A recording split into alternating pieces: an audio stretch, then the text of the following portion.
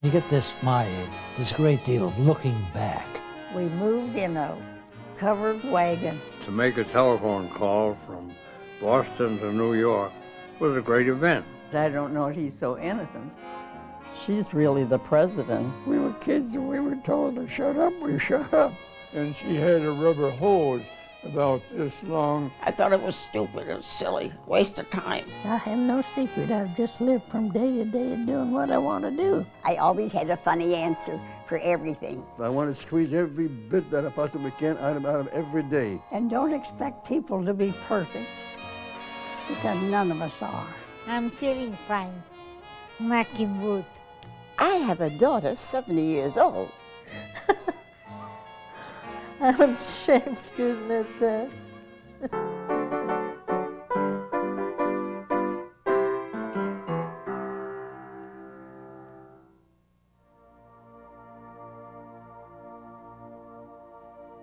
$1882, that's when I was born.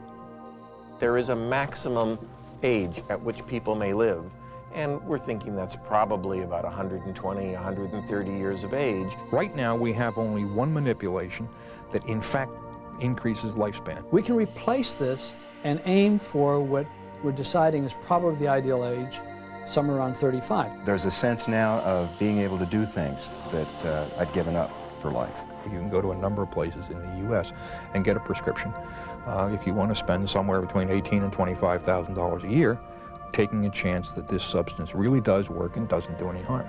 I don't want to have a situation where I die by degree, which is what's happening in our society. The idea here is to drop dead healthy, to get to 100 and go off like a light bulb, not to have this steady, inexorable, expensive, unpleasant decline.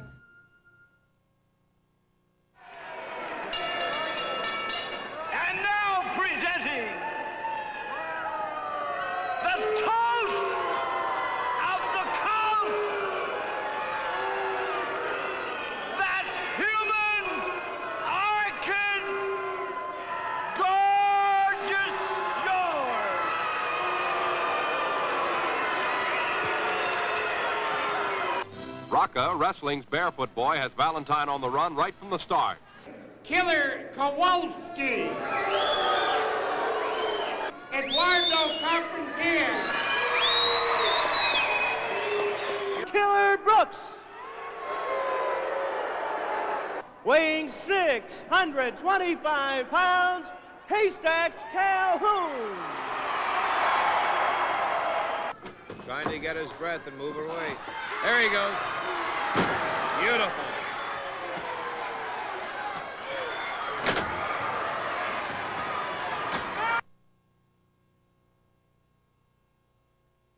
A lot of people come here, they have heard about a jazz funeral, but have never seen one. And when they do get to see one, they go wild over it. This is a way of showing respect. It's community involvement is really what the second line is all about. New Orleans is a city that likes to celebrate, but we don't just celebrate life, we celebrate death by honoring our loved ones in a very special way. Now join me as I give you a closer look at New Orleans jazz funerals from the inside.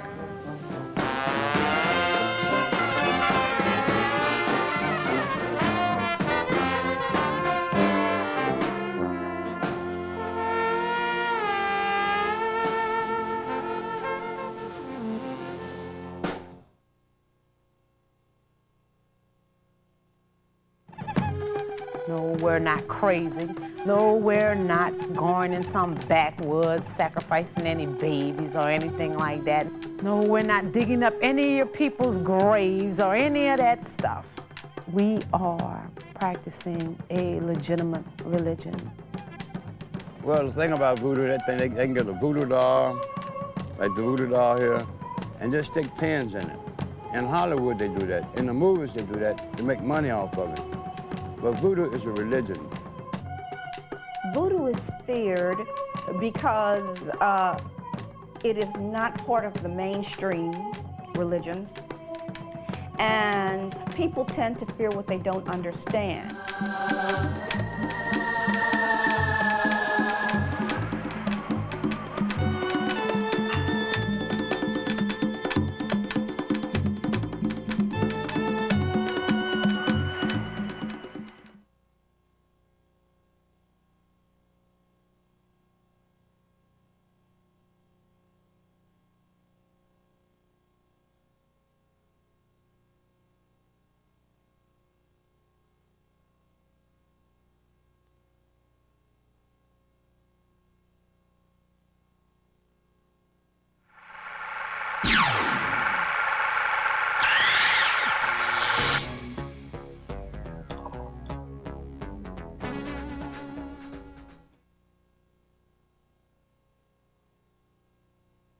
I have a daughter who, a week ago, was her birthday.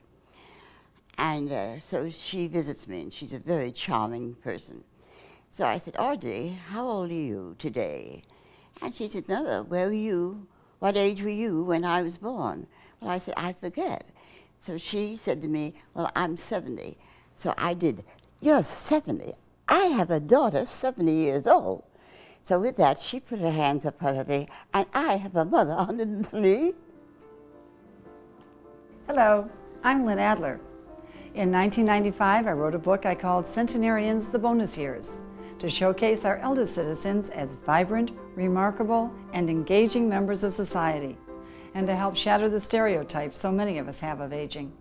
In this program, I have the opportunity to let you meet some fascinating people, all of them 100 or older, whose wisdom and insight allow us to look through a window into our past and perhaps our future. They are truly an inspiration for all of us. So enjoy. As centenarians, I tell it like it is. I tell it like it is. No, I tell it like it is. Now, what else? Tell it like it is. And anybody don't like it, they don't have to listen to me. That's all.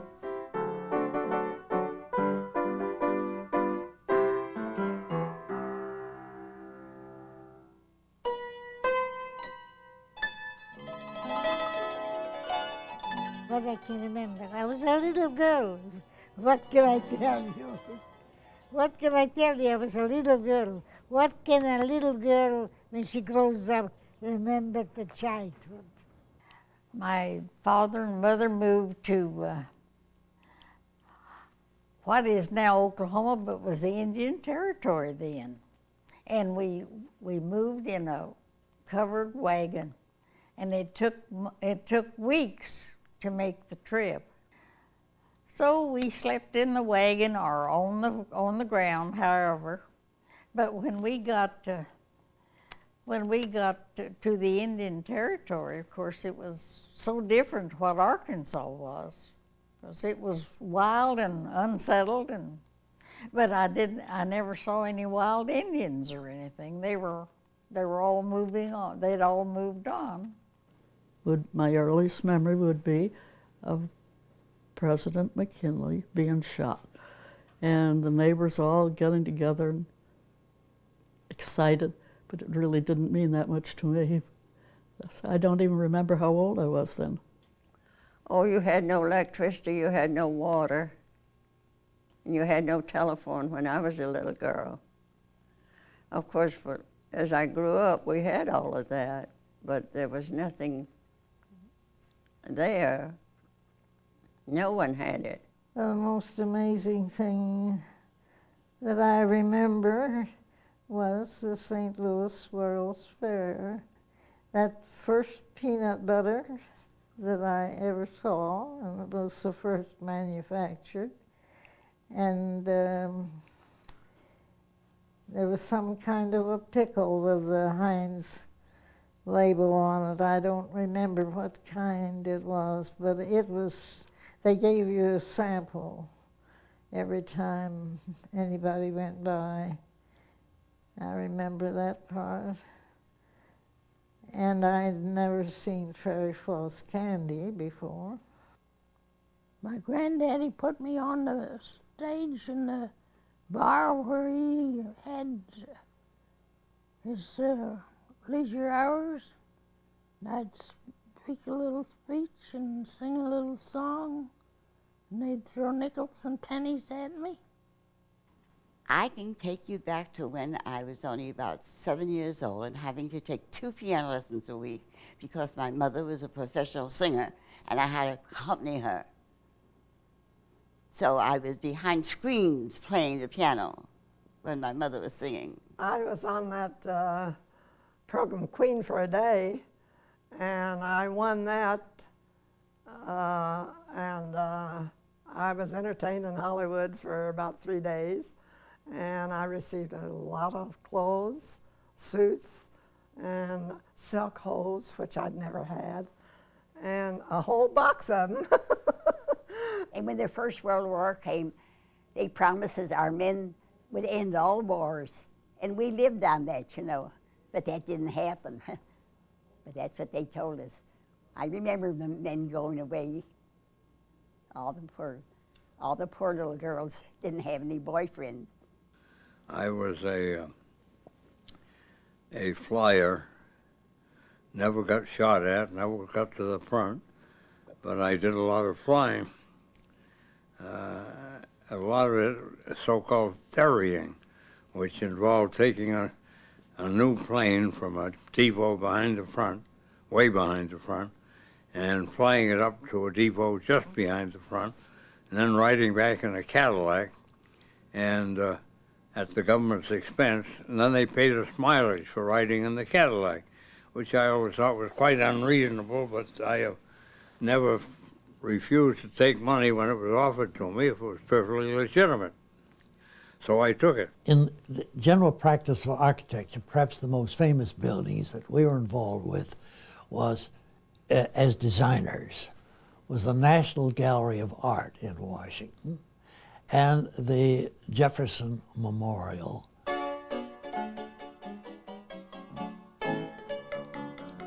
The most amazing things that happened to me, happened to everybody in this century, is the evolution from the primitive way we lived when I was a child to what has happened in this 100 years that I've lived in, almost.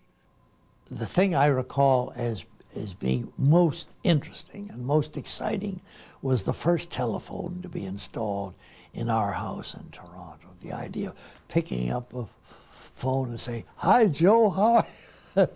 That was amazing. I can remember in my early days when to make a telephone call from Boston to New York was a great event. People talked about it to their neighbors, you know. I talked to New York today on the telephone. Oh, that was remarkable. And it hung on the wall, and you had to ring Central and tell them the number you wanted. And you did this with it. And that set up some kind of a thing. And then you pick it up and say, "Hello!" So, but very primitive. There was a car coming down over the hill. A car, we'd never seen a car, so everybody rushed out to the main street to see this car come down the hill. So that was exciting. The first automobile I ever saw was a white steamer. And I was just a kid, but I was thrilled to pieces, you know, to see that. And it scared the horses.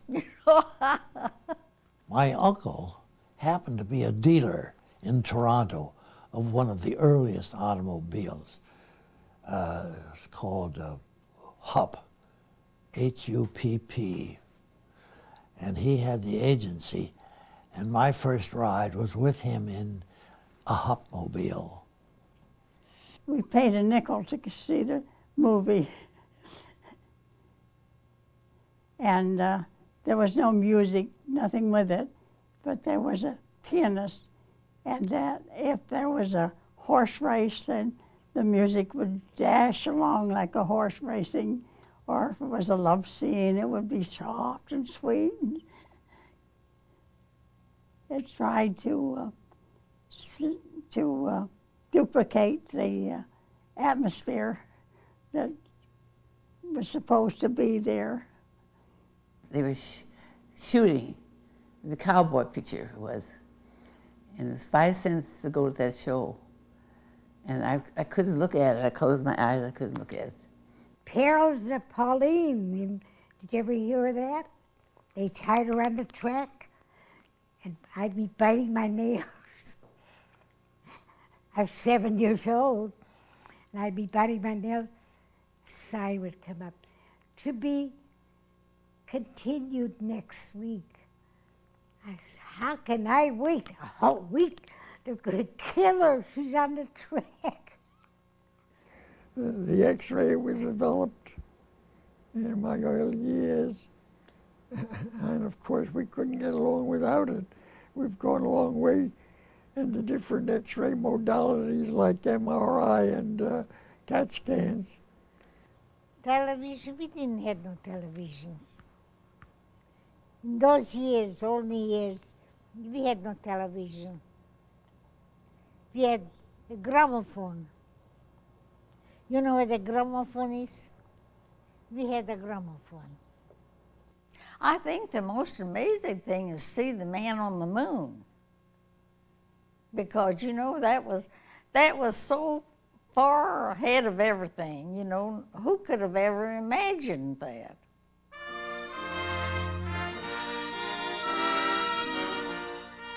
I'm not interested in politics. I never did vote. I never voted for anyone. I'm very interested in politics. We can't get along without a government, of course. And if you have a government, you're going to have politicians. But most of them are a disaster to the country. Well, politics is awful. Politics is awful. Politics in America has always been a very competitive thing, and politics today exceeds the area of competitiveness, and it destroys an awful lot in our lives. They fight not for justice and not for the right, but for them to be right. Now the Republicans are giving trouble on some bills, trying to hold them up. It's not because they believe it's wrong. They just want to do the opposite. So I've been a Democrat all my life. You want to know whether I vote Democratic or Republican? I'd say that's none of your business. Politics, I never enter them. Never enter them. I don't want to get mad at everybody or them to get mad at me. I feel that those who are elected have it to do. Anything that's wrong, that it's up to them. And if they don't do it, don't elect them. I love politics because I happen to be a confirmed Republican, but I will vote for a Democrat because I think the best president we ever had was Truman, and here I am a Republican.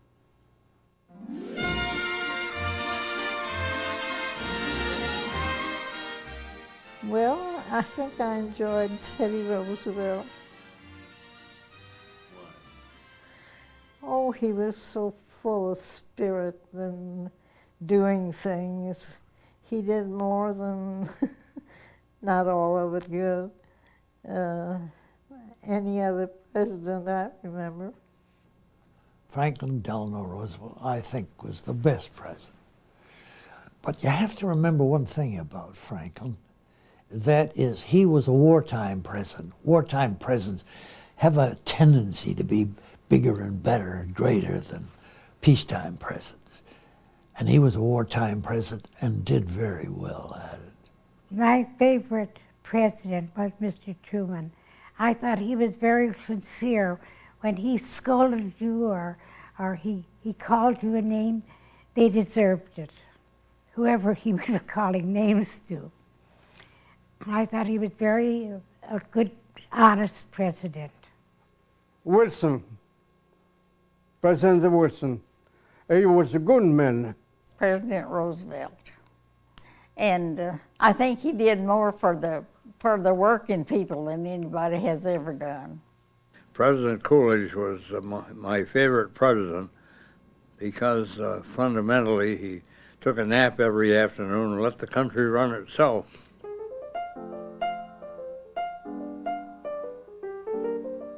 I'd like to say something, but you wouldn't want me to say it.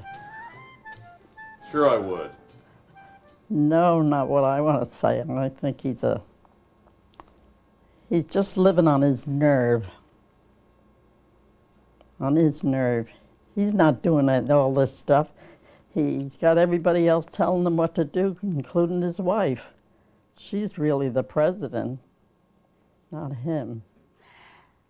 Well, I'd rather not tell you. I feel sorry for him. I really feel sorry for him. You know, he's getting picked at terrible. You know, you have to forgive people. I would forgive him. I hope his wife did. I think he's a good man, and I supported him in prior years, and I'll continue to support him. I feel like so many people, his private life is his private life. It was stupid for him to do a thing like that, but it's done, and he has to pay for it, and he's going to pay for it. That's the way I feel, but I don't think he should be impeached or given any harsh sentences. Don't ask me. Don't ask me. Anyone who will put his wife in the position that he did, I don't think much of it. I did not vote for him. I'll put it that way. Well, I'm sorry to hear about him, but I still think he's a man and was tempted probably. I'm not enamored of President. Oh, my tongue's tied. The president. You almost said Nixon. Hmm? You almost said Nixon. Oh, no. No, you're making something out of nothing. It sounded like... Oh, no. I don't think Bill Clinton is, I was going to say intelligent enough, but I don't think he's broad-minded enough. He doesn't know how to assimilate with people. I don't know. He's a charming guy. You can't help but like him. But I don't know if he's so innocent. And I'm afraid the poor girl is getting the gaff, and he isn't as much. He's trying hard. He isn't the greatest president we've ever had. I'll say that. But he tries. I think he's a very good president, but he's made a lot of little mistakes, and I'm afraid he's going to pay for it. And I feel sorry for him and his wife, I do. I hope he gets out of it. He's a good man.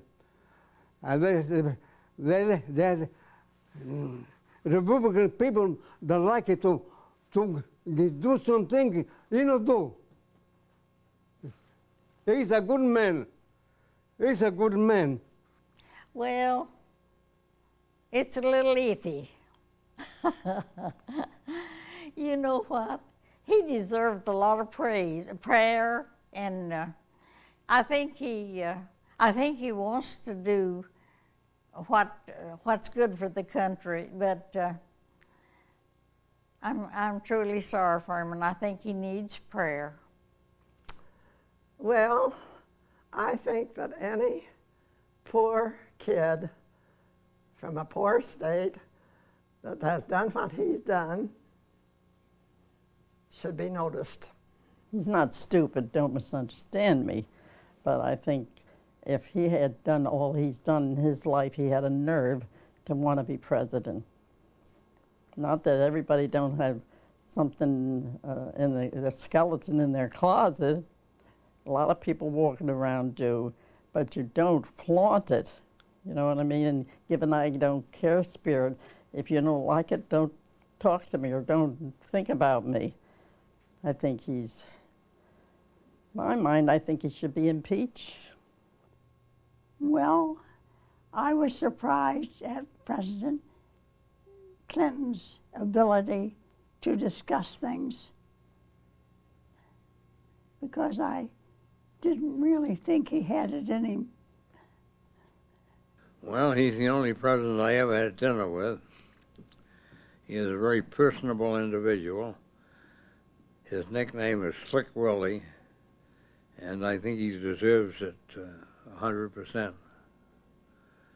He apparently he has a problem with the female sex, and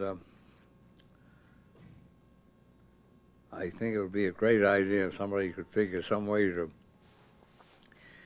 give presidents some kind of a hormone that would slow them down when they are thinking about other things than the business of the government.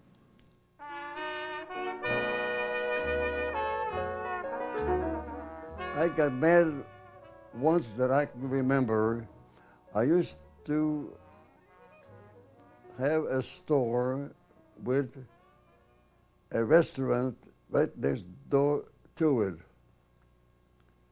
And I got to know the iceman who used to deliver ice, no refrigerator, just ice. And we had coffee together, and we used to joke and just laugh, and we got along beautifully. One day, the smile was gone, the greetings were kind of cold, and I says, tell me, what happened? Don't you feel well? Are you sick? No, he says, I heard something about you.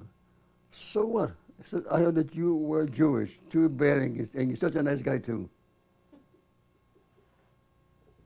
Well, if somebody says they do something and they do the opposite, that really makes me mad. And I think it's well worth it. Treat me condescendingly.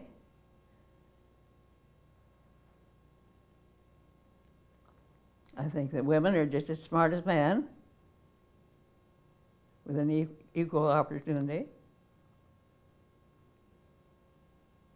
And if you treated me like I was a sweet little something or a silly little something, you know, that would make me mad. I don't get that angry. If I do, I go into my room and close my door and just kind of walk a little bit and think, what's it all about? What's the use of all of this? But you'll never see me angry. You know, I don't get mad. Sometimes disappointed, but never. I'm under control. I never got myself excited. If anybody wanted to argue, I'd walk away because I can't stand arguments. Well, I don't get very mad. I don't know how to get mad. I've got a temper, and I've got one that sticks with me. If anything ever happens to me with somebody I know, they might as well take off someplace.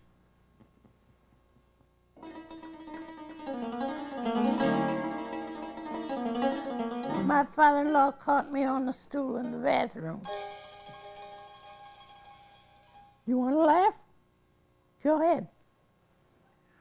What does that mean? Well, it just means I was sitting on the stool, and he opened the door and come on in.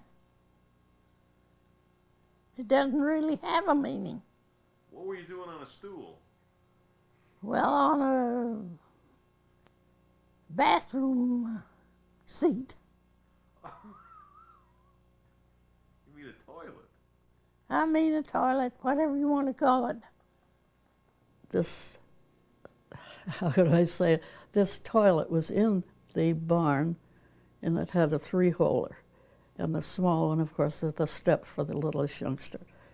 So we used to go 2 or 3 of us together, and then we'd play a game while we were sitting there. And one of the games, you know, you used to try to make each other laugh, and you couldn't. So we would, you know, bend over and say, to try to meet each other. And we looked up, and a man was coming from the shop, and he was stood right by the back door. Boy, did we ever slam that door. So it's not a very delicate story, but. I went out to see my son in California. It's his 50th anniversary. So where he used to be commander of the boat club, and he would have it no place but there.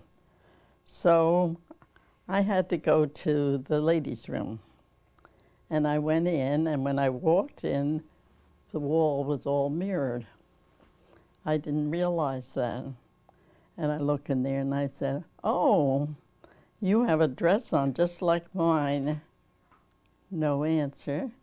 So I said, did you buy that here? Do they have these out in California? No answer.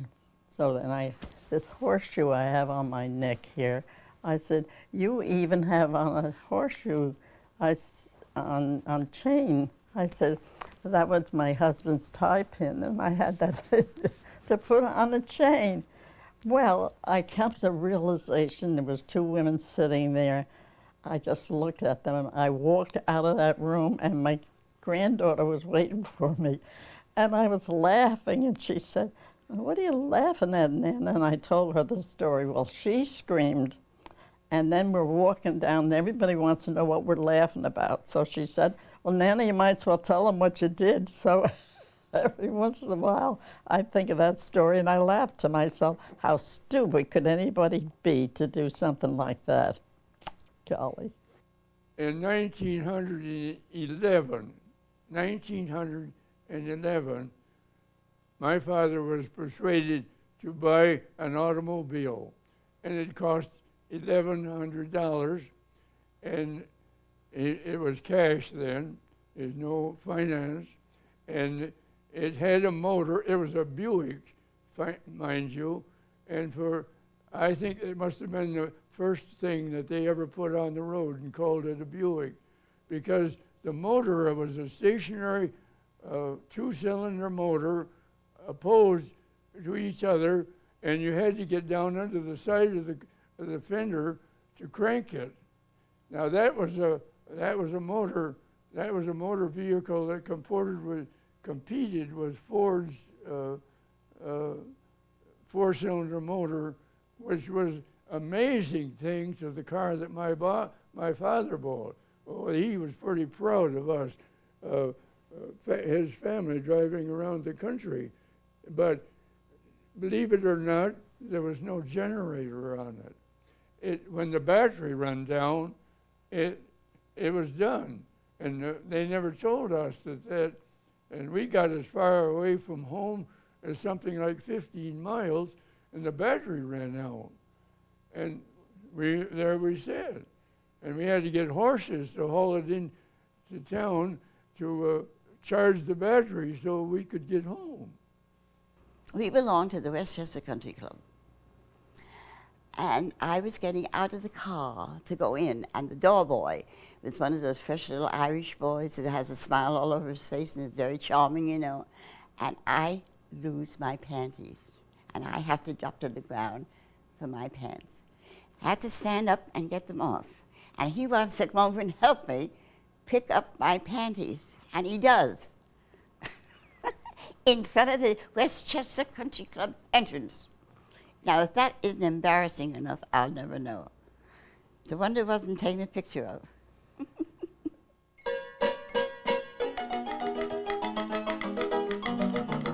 The brothers were chasing me with a little wagon full of stones, and they'd throw stones at me. So I ran to the window and stuck my tongue out, and I said, "Bah!" And with that, they let the stones fly and broke the windows. And then I got punished because I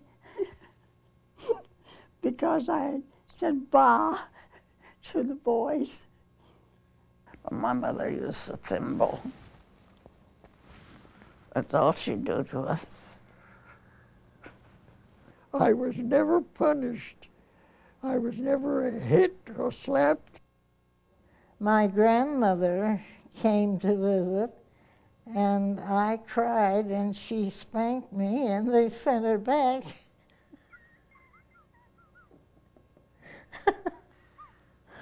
I'm ashamed to admit that.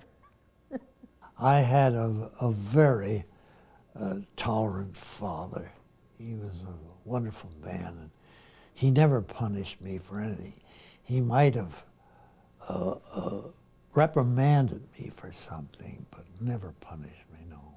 The lady that lived in the same house that we did had a habit of sticking her tongue out when she was displeased. So I used to do the same thing. And my dad didn't like the idea. And he said, "Young lady, if you do that again, I'll spank you." And I did. I guess I wanted to see whether he would or not. And he did, and I got the spanking. I didn't mind her very good. And she'd tell me to do something, I'd tell her, well, I wasn't going to do it. And then I'd get a whipping. My mother was very strict. I probably said something back to her, and she probably didn't like it and told me to go to my room. We just grew up knowing that we had to do what we were told to do. And so there was no need for punishment. My sister would do things and she'd say that I did it, and my mother would try to punish me. And I remember the last time it happened, I took the switch from her and broke it in pieces. I was always bigger than my mother. She was a little person. And she said that one time, I guess, I don't know how old I was, that she was so aggravated with me, she picked up they had a range in the kitchen, and she picked up a stick of wood and threatened me with it. And I don't know whether I took it away from her or what happened, but anyhow, it didn't do much damage. They raised us without punishment, but at school, I remember I did something that the teacher didn't like, and she had a rubber hose about this long and about an inch and a half in diameter, and I had to hold up my hand like this, and she would strike it like this, and until my hand got kind of sore and hurt. Well, we had what they call a cat and nine tails, made out of leather strips, and you'd get socked with that. Oh, my father had a strap with three little straps on it, nailed down. Bango in the behind, and that's it. No big punishment. They punished us for nothing, really. We never knew why we got punished. We never knew. They'd come up if we'd say anything wrong, we'd come up and get socked. But now the kids run the family, you know. The people don't do that. The kids stand in the store and holler, I want that kind of cornflakes. It's on television. I want that kind. I don't want it. They lay on the floor and kick. I want that kind of cornflakes. So I wouldn't dare do that.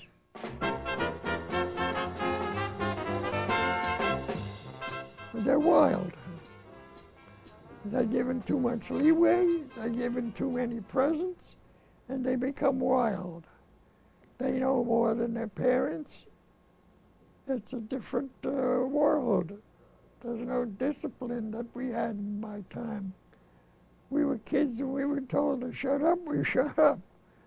But today, the kids talk first. They know too much.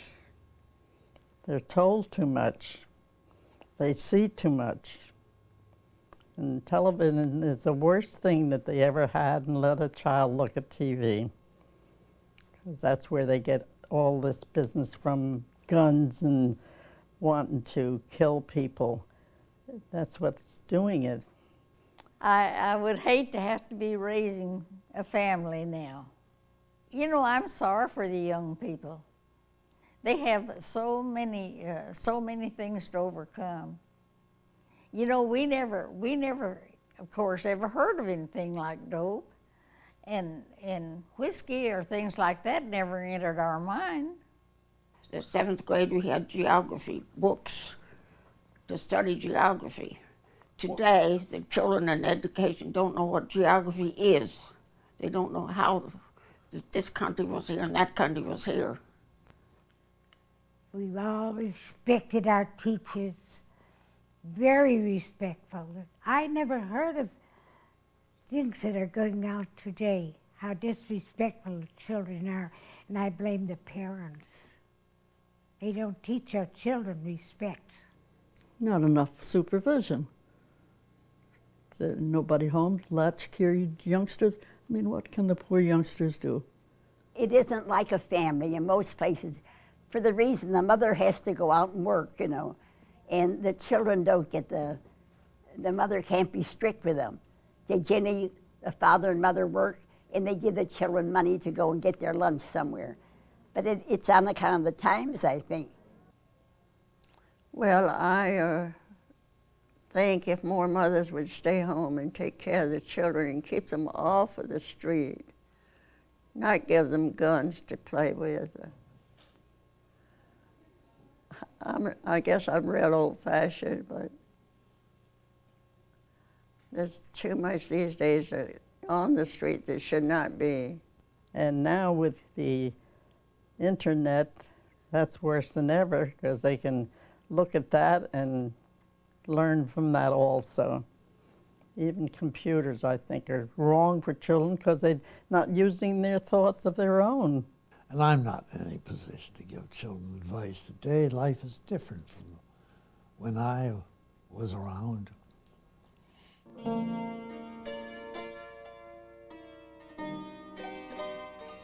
Yucky. I do not approve of it. I don't approve of it. That's the only thing I can tell you. I don't think it's right. I think that they give up to each other. The women and the men give up to each other too quickly. Now, whether one makes more advances than the other quickly, I don't know. Not having gone through it, I wouldn't know that. I never really conceived there was any sense in it, any need for it. The rules were you fell in love and you got married, and then you lived together. That was the rule that everybody should have gone by. And they didn't do that. Then there was something wrong in their thinking. I don't believe in such a yucky things. It's not fair. It's not nice. It's not polite. It's been here for a long time, and I expect it'll stay. When I was young, I never heard of such things. Now it's just style. So what have I got to do about it? I can't change people's minds. Well, if they're in their 70s or 80s, I don't see any harm in that.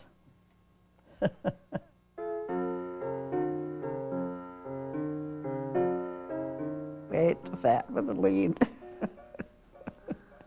If the fat was there, we ate it. My mother saw that I had whole milk and various things like that, and beef and so on, but no special foods. Well, I'd go to the garden of a morning, and of course we butchered our own meat, about 8 or 10 hogs a year, and I'd go to the garden of a morning and I'd dig up potatoes and I'd cut a head of cabbage and maybe onions or something. I'd just throw that all in a big iron pot and sit down in next to the flame of the store with little legs on. Did you ever see that kind of one? And they're big, you know, they're about that big. And so I'd cook that all together. That all went in one pot together with a ham bone or some kind of seasoning.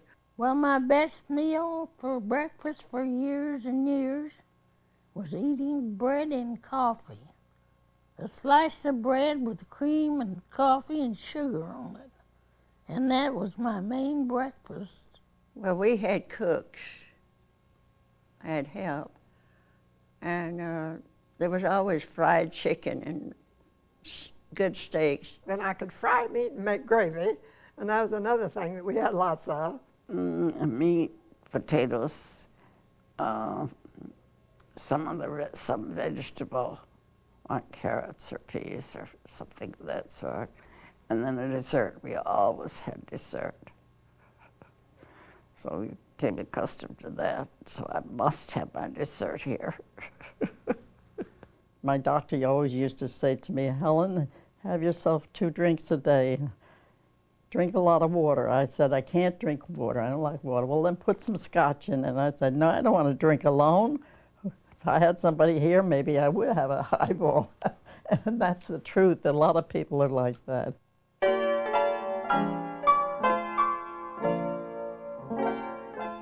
Select your ancestors well. There is no secret. I lived like everybody else. I ate 3 meals a day. I took a drink. I took a cocktail before meals, but I didn't smoke.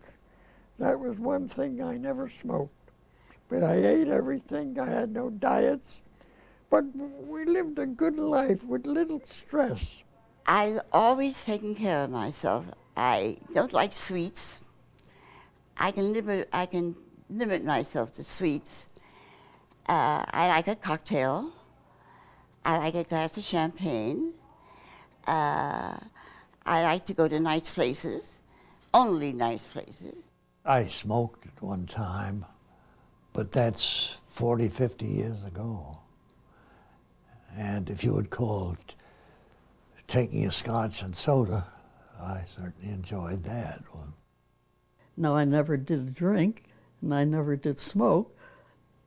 So if that helped, maybe, I don't know. And I never got a habit of smoking. I thought it was stupid, it was silly, waste of time. I never smoked or drank, and that's why I say that I'm in as good condition. I have no arthritis. I don't have emphysema. I'm just thanking the Lord for my condition.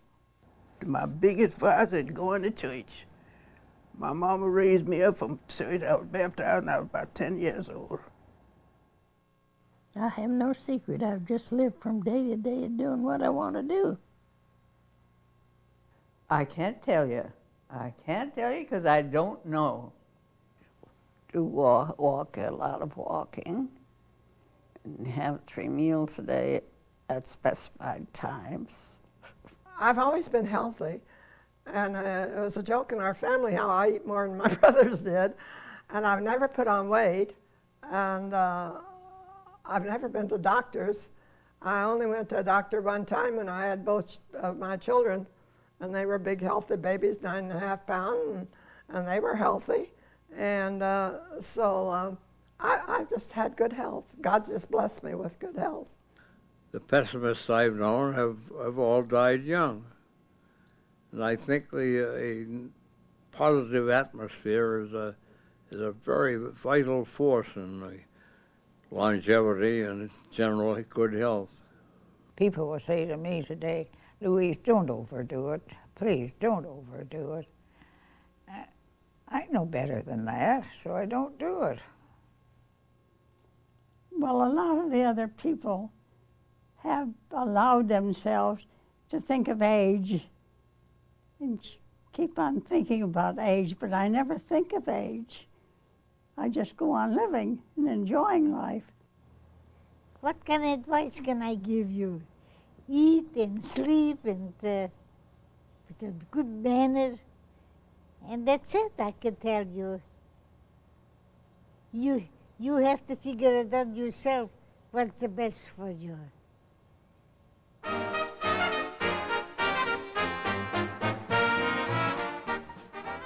I would advise people to don't think of age, but keep active. Keep liking people. I like people. And don't expect people to be perfect, because none of us are. Just like everybody and try to do the right thing by people. When you live nicely, and if your anger part, try not to argue, because the minute anybody swears at me, I could kick them. And I would if they swore at me. I will not take swearing. Be good to everybody. When you got a piece of bread, I used to give somebody a little bit of bread. Drink a little wine, not too much. Eat the fish. Best thing, a fish. Eat the fish, it'll be good. A little wine at the top. That's all. Just to live and be happy and try to make other people happy. Happy marriage, you work at it. You work at it. It isn't a one-sided thing. It's a two-sided thing. And if both don't work at it, you're done. I think the world's crazy anyhow. I think God is starting somewheres to try and teach us people, not me, but others, what they have, and they shouldn't want to be so greedy. It's like the fox that wanted the golden grapes. He didn't get them, so people, they're too avaricious. Morals have deteriorated in my time, and that is the basis for all of these divorces and all these broken families. And without the family life, the old-fashioned family life, I think we are in desperate circumstances for the future.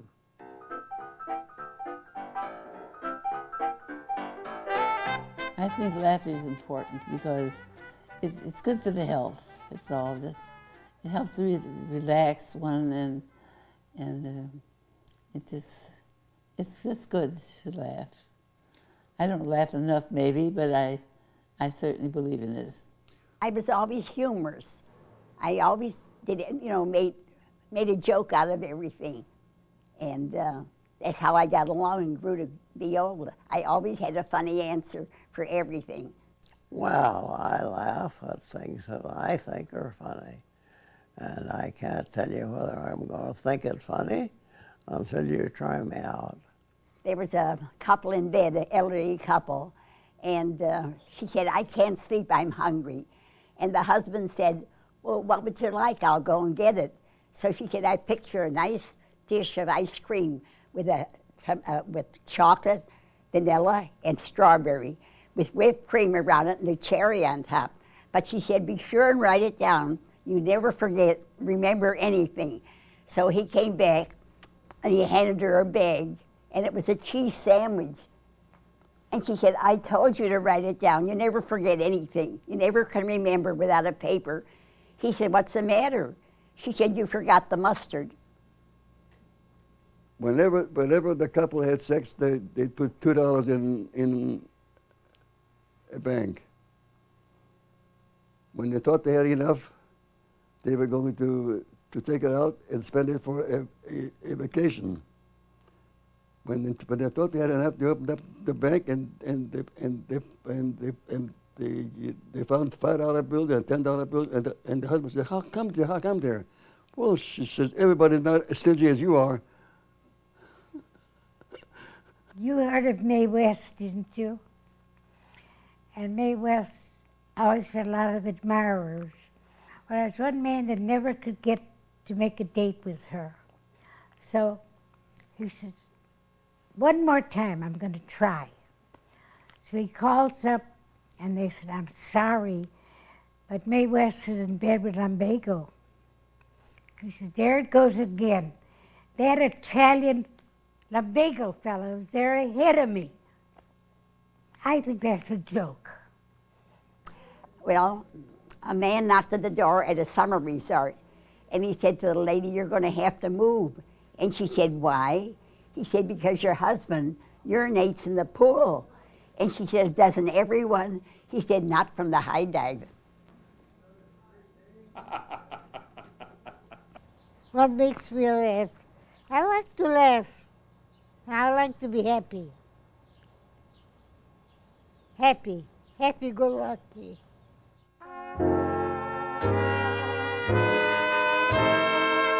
People don't get to be imbeciles just because they get old. To treat old people better. That's what I would say. I think that it wouldn't hurt the younger people today if they have parents. They should look after them. Well, in olden days, when I was a girl, no one ever thought of not having your grandparents with you. And they played a very important part in your life.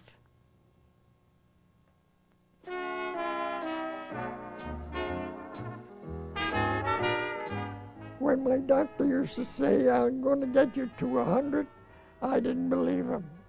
But I got there. By hook or crook, I got there. And now I got to 101. Fabulous. I can't believe it. If you can live to get older, that's the best part about it. Just get older. I don't feel, as the word said, I don't know how you feel, but I feel just about like you feel. I'm just a person in the world. That age don't make me feel no older, no younger. The best thing, looking back and all the things that you have done and accomplished, and things you have said to people, and things you wish you had said to people but didn't, and so forth. But there's a great deal, when you get this my age, there's a great deal of looking back. And you spend a lot of time doing it, too. I wanted to show people that they could enjoy life at any age. I'm proud of myself that I'm living all those years and I'm feeling fine, knocking wood. I made up my mind many years ago that I'm going to do what I can. I'm going to enjoy life, and that's what I do now. I want to enjoy, and I mean enjoy life. I want to squeeze every bit that I possibly can out of every day. No, I think I've said enough for one day.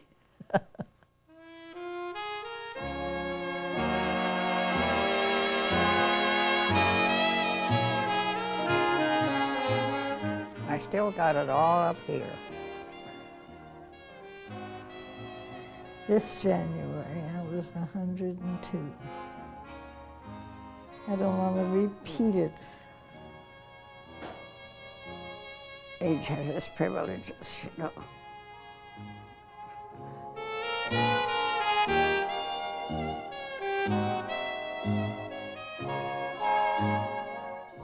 It's so long ago. That's a long time to look back. Think how long ago that happened. Well, I've seen so much. I've seen so much.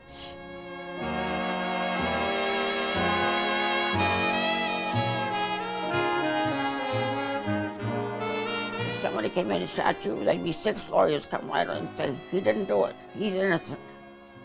And I'm not telling the truth, and I saw him do it. That's what I think of lawyers. If there's something I wanted to say, I said it. That's all I can say. Well, I'll say darn it once in a while, but I won't say damn it like a lot of people do.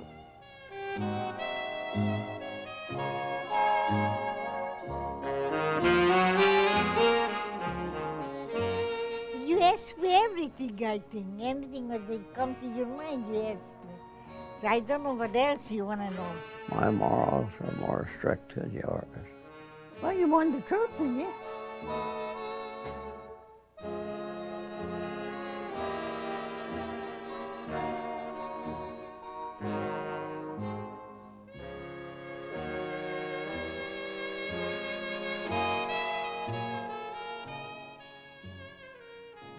I wouldn't let it change my mind in any way if it wasn't right.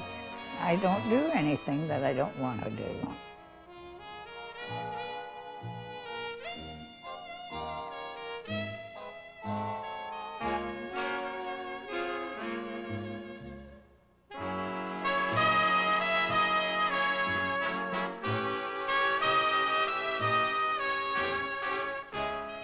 I don't just like to sit there and do nothing. I think I'm just cooking on the front burner.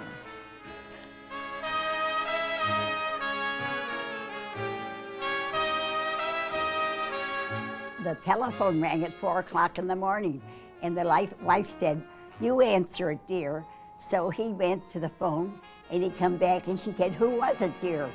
He said, "Some goofy guy wanted to know if the coast was clear," and I told him to call the Weather Bureau.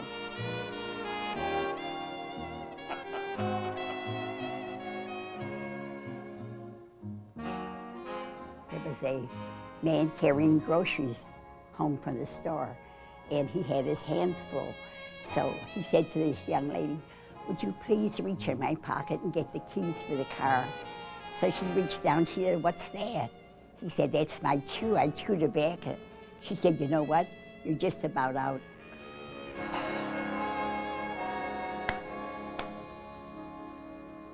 That good?